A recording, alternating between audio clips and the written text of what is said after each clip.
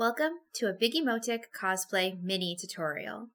Today we're focusing on the Zatchbell Spellbook, specifically designing the pages before they go to print. I started by locating screenshots from the anime and extracting the clearest characters I could find. From there, I would clean them up and turn them into line art. To make sure that I didn't have to create everything from scratch, I put all the characters in rows.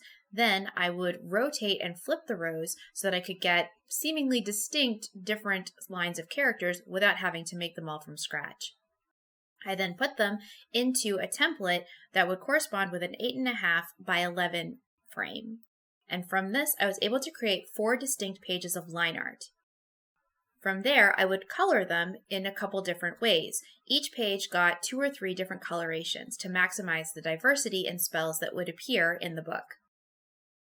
This yielded a lot of great variation that I could use when I put them to print. Now, if you don't want to go through that effort, I do have pre-colored pages as well as the uncolored line art available for download on my website if you want to use that as a shortcut.